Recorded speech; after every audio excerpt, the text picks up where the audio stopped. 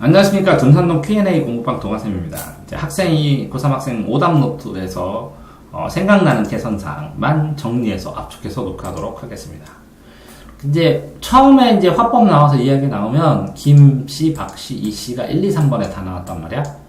그러면 선택지를 훑어보고 이게 3개 나왔으니까 이 김씨 내용에는 네모치고 박씨 내용에는 세모치고 이씨 내용에는 동그라미 치자. 이렇게 되면 1, 2, 3번을 풀 때 김씨라고 여기 나오면 김씨 찾아가고 이씨 찾아가고 박씨 찾아가고 이렇게 하면 더 순식간에 빠르게 풀 수 있으니까, 그치? 먼저 이 세 문제나 그랬으니까 이 제시된 문장을 읽어본 다음에 선택지 읽으면서 요 내용에서 맞는 거 있나 찾아보기만 하면 같이 쭈루룩 선택지부터 읽고 요 제시문 읽고 선택지 읽으면 쭈루룩 풀 수 있는 내용이었고, 그 다음에 이렇게 요 내용이 요 3번의 답이다 하고 이렇게 연결시켜 놓는 거는 나중에 검사할 때 굉장히 도움되는 거니까 잘 표시했고, 그 다음에 지금 풀어본 것처럼 그림이나 표를 일정 부분 이게 가로 기준이 뭐고 세로 기준이 뭐고 특징이 뭐고 라는 거를 잘 봤을 때, 좀 생각을 해봤을 때 굉장히 문제풀이에 도움이 되고,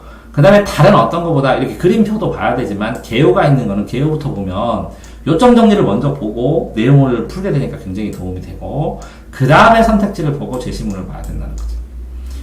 다음에 이렇게 옛날에는 이렇게 제시문이 주고 여기에 선택지 1, 2, 3, 4가 있었는데 이 선택지가 교묘하게 이게 보기에 끌어들여가지고 보기에 놓고 기억, 니은, 디귿처럼 그런 식으로 이렇게 변형시켜서 내는 거 있는데, 어쨌든 이 보기랑 선택지랑 맞춰야 되니까 옛날에는 선택지랑 문제랑 선택지랑 여기 문제랑 보기랑 선택지랑 제시문이랑 이렇게 세 개를 상관 비교를 했는데, 이 선택지를 이쪽으로 싹 놓고 이 두 개를 비교할 수 있도록 일치형 문제처럼 내는 거.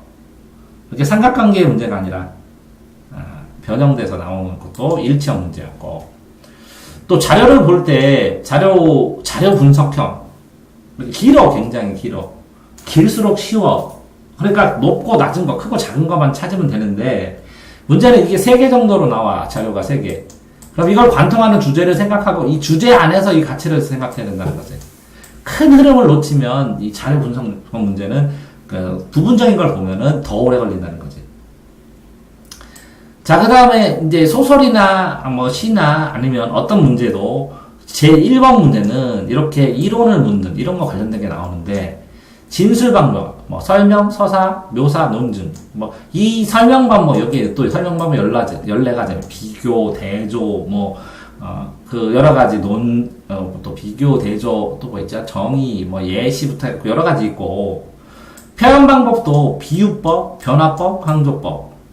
근데 이 비유법이 또 10가지, 변화법 9가지, 강조법도 10가지가 이렇게 있는데, 그냥 일반적으로 설명된 것은, 맞게 쓴 것은 하면 글쓰기 방법이나 구조도 나오고 그러는데, 이 두 개는 웃겨서 나오기 쉽고, 이 두 개도 같이 혼동돼서 쓰는데, 그냥 다음 중 표현이 맞는 것은, 이런 거랑 똑같으니까 넓게 생각해서 1번 문제는 봐야 되고, 선택지에 나와 있는 그 단어가 어떤 이론에 관련된 것인지만 확인하고, 그거를 틀리면 그 이론이 정확하게 뭔지 확인을 한 번은 받아야 된다는 거죠. 오해하는 경우가 많더라고요, 애들이.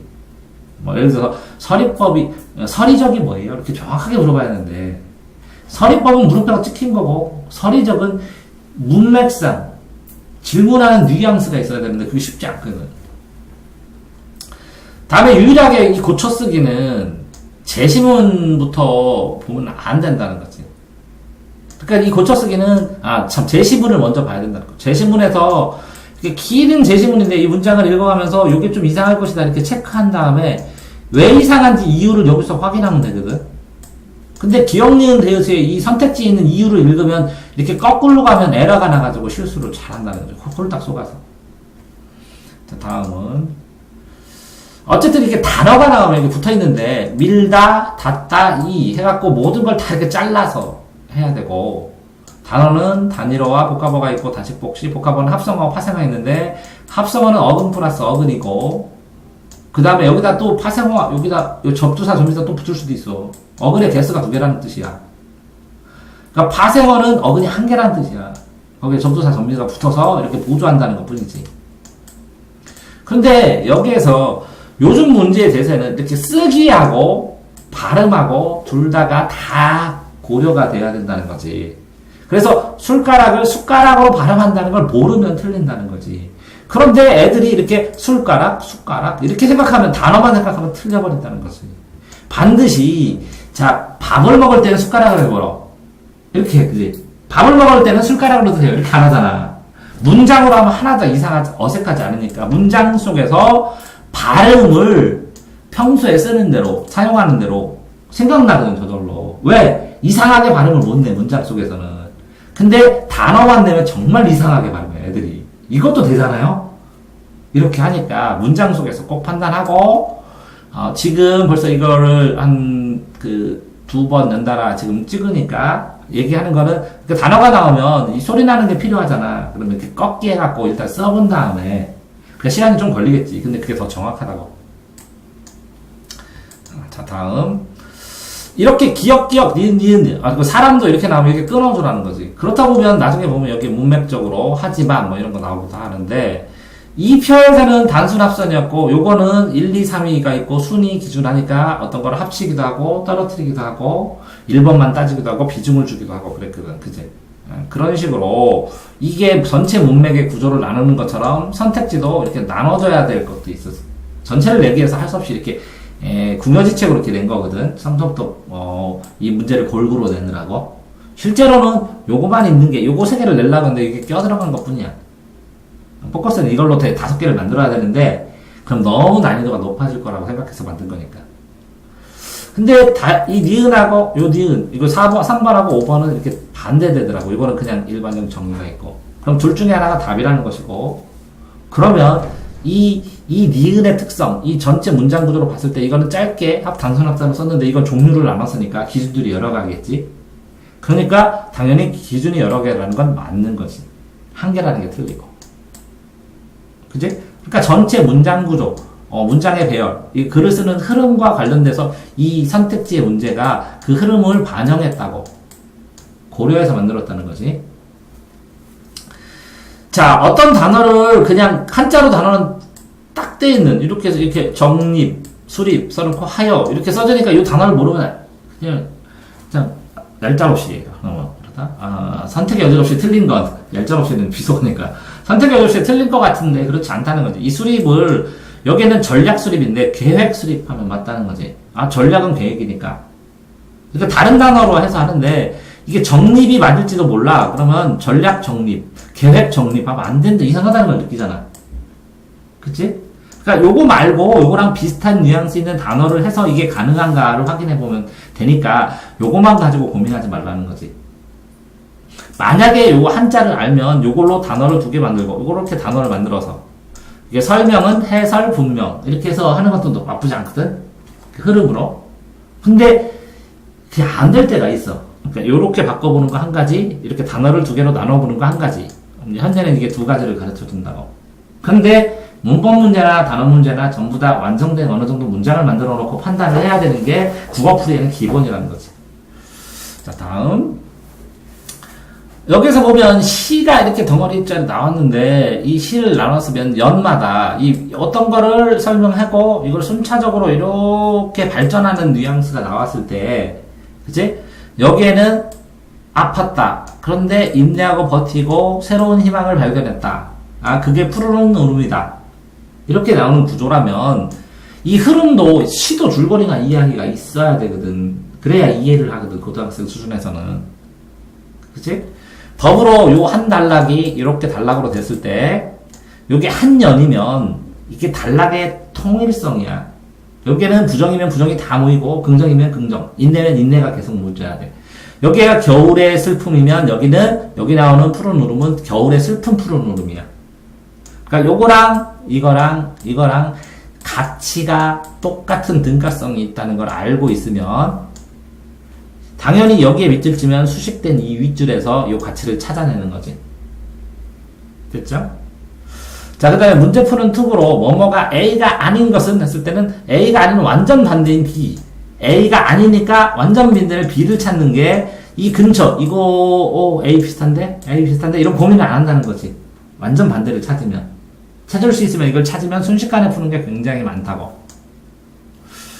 자, 다음에는 불리한 문제에서 A, C, A, C, A, C, 뭐 A, B 이렇게 나오면 A를 전체를 확인하고 C도 전체를 확인하고 B를 하게 되니까 이렇게 표로 만들게 된다는 거죠. 이렇게 A를 다 했더니 얘는 물리는 멀고 심리는 가깝다. 그러니까 이거는 복합적이다. 그래서 선택지 1번, 선택지 2번, 선택지 3번 이렇게. 그래서 선택지 4번을 틀리게 만든 거라는 거지.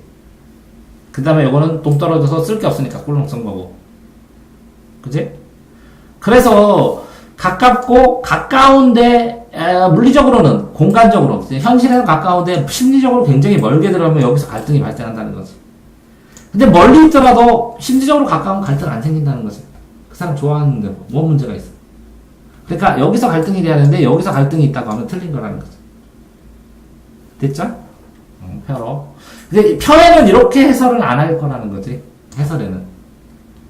그리고 그 수업 듣기 전에 해설을 한번 좀 읽어보고 오는 게 더 좋을지도 모르겠어. 자, 그러면 논평을 하는데 그러니까 첫 번째로 체크가 긍정적인 점은 이렇게 복이나 선택지를 더 주의한다, 더 집중한다 라는 거는 인정을 해. 그치? 이거는 복이나 선택지를 더 집중하는 거는 도움이 됐다고 생각. 그런데 이제 오히려 이제 제시문을 주는데 제시문의 흐름이나 제시문에 필요한 것들, 그러니까 이 선택지 때문에 제시문에 뭘 뽑는다 라는 요거는 골라버리니까 이제 체크가 또 좀 덜해. 네. 그런데 3번으로 쳤을 때 보면, 그러니까 내가 이렇게 체크법을 가르쳐 주는 이유는 그 문제 유형에 따라 체크법이 있고 유형의 특성을 이해하라는 거거든. 빨리 풀지만 유형의 특성을 완벽하게 파악하고 있냐는, 이런 유형에 이런 특성이 있으니까 그러니까 이렇게 읽어야 되느냐, 이렇게 풀자 되느냐, 이걸 이해하라는 거거든. 근데 이제 이게 늘고 했어. 그래서 줄거리 뽑는 데는 도움 되는데 아직 뭐 이런 유형의 특성을 이 유형의 특성이 이러니까 이렇게 쓰는구나 하고 다 안 된 이유는 뭐냐면, 이런 유형마다 이제 이론이 있거든. 간단한. 근데 이 이론들이 이런 유형을 이렇게 푸는 걸 알았지? 그러면 또 한 번씩 보강해서 또 설명했어요. 또 만약 또 틀리고 그러면 더 자세한 이론으로 배경을 깔아주거든. 원래는 이 이론을 다 공부하고 유형을 해야 되잖아. 이론을 하면 유형을 하면서. 근데 이게 얼마큼 해야 될지 모르기 때문에 먼저 유형부터 확정을 줘놓고 이론의 배경을 깔아주려고 하는 거야. 됐지? 자, 그 다음에 참고로 저기 비문학 틀린 거는 하나 녹화해가지고 따로 한 15분? 10분? 뭐 이런 녹화해갖고 유튜브에 올릴 테니까 따로 보시면 되고. 됐죠? 수고하셨습니다.